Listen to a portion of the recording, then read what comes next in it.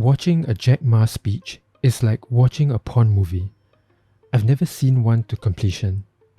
I'm convinced that the people who admire Jack Ma are the same people who think it's a good idea to pay thousands of dollars to attend one of those wealth mastery seminars. You know, the kind that will get you high on your own potential for about 24 hours before you realize that you don't have a business plan and no seed money because you spent the last of it on the seminar. So much of what Jack Ma says is the kind of generic motivation you hear from self-styled life coaches. Yes, I know I haven't failed. I've just found 10,000 ways that don't work.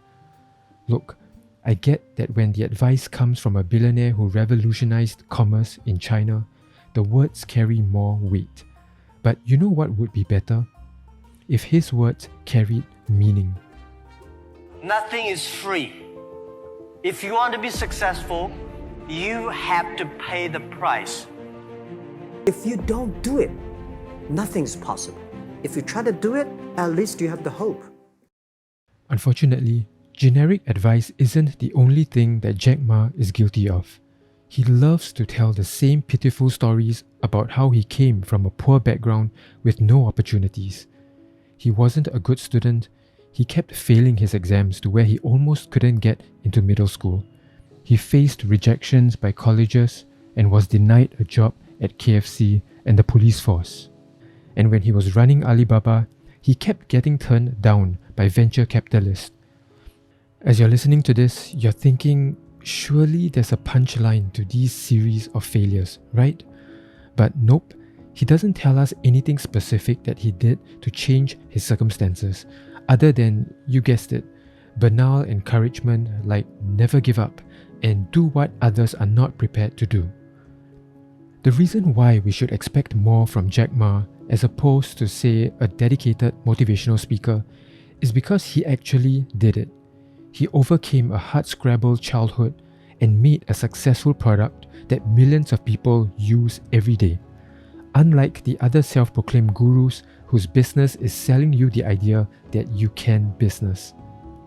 The good news is that Jack Ma's superficial public statements help us understand why most billionaires give few public speeches and interviews to begin with.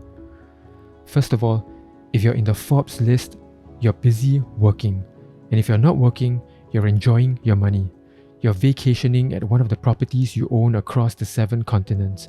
Or you're sipping champagne on your yacht and admiring the stolen Dali painting you bought. Why would you agree to an hour-long public speech that can only pay what you make in a minute? You don't need the exposure.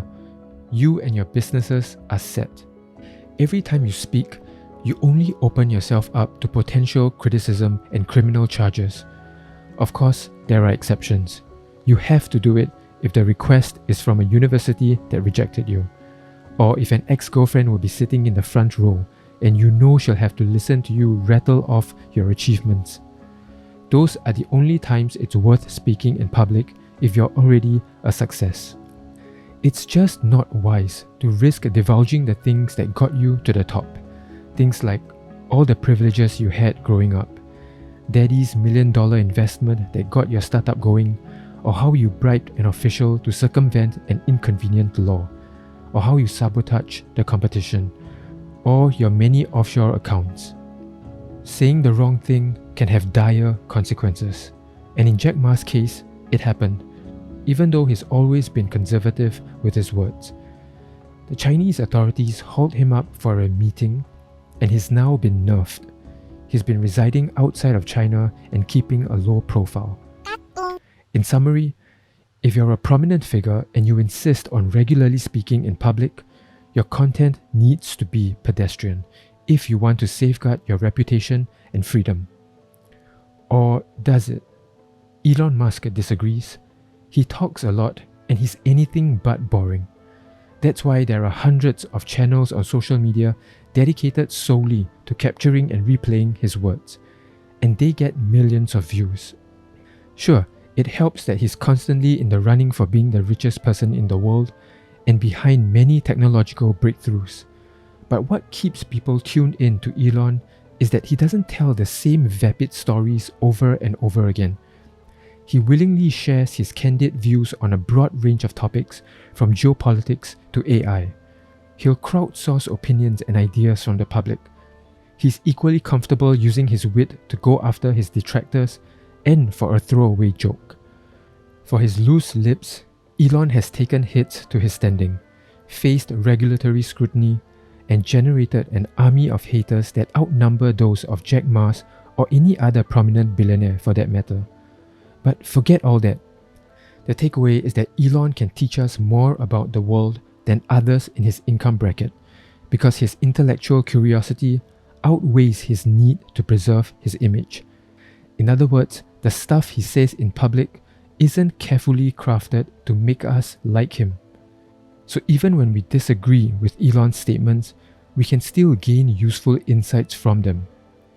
Meanwhile, Jack Ma is like your new stepmother who just wants to tell you it's all gonna be alright as long as you remain positive. If only they've been on stage together, my point could be better illustrated. Oh, wait. This is the infamous conversation between Jack and Elon at the World AI Conference. Elon Musk tries to kick things off with an upbeat and friendly vibe by giving Jack a simple ball to return.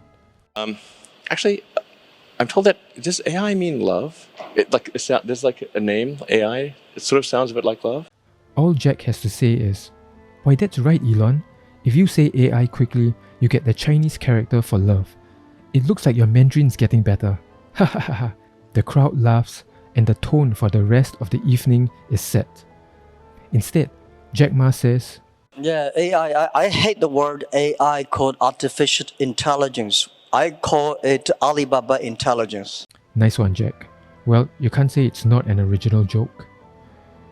The rest of their conversation was honestly hard to watch and gave me second-hand embarrassment because only one person was making substantive points. Elon Musk dropped historical dates, examples of human hubris, and cited interesting quotes and concepts, all in an effort to have an open conversation about how AI could make our future very uncertain. Some might say that this isn't a fair comparison because Elon makes most people look like fools. But if you're Jack Ma, a billionaire who runs an online empire with over 100,000 employees, and you love giving talks, you should be able to keep up in a conversation about technology. You definitely shouldn't say, Yeah, I'm always amazed by what your vision about the technology. I'm not a tech guy. I think more about life.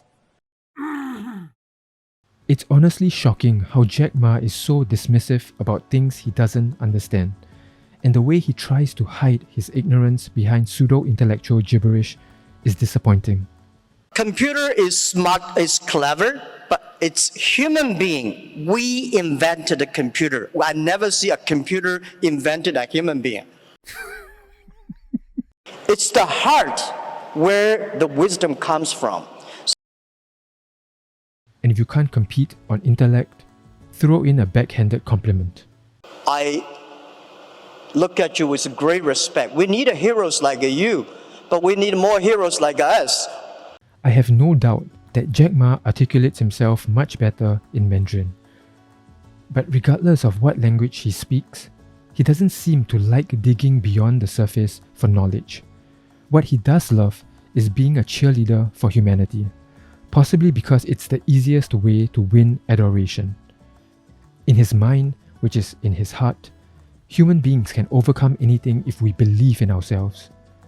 But that statement doesn't hold any water if you can't be bothered to understand the threats we face.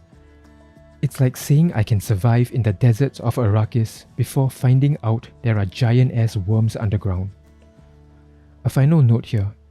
I'm not saying you shouldn't emulate Jack Ma. If I've shown you anything, it's that Jack Ma is the epitome of how hard work and unwavering self-belief can go a long way.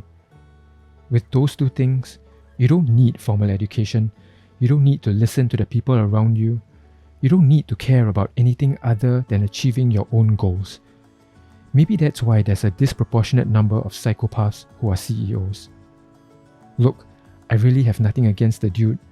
I just think we would all be better off if we valued honesty over optimism. Alright, I'm out. Thank you for watching.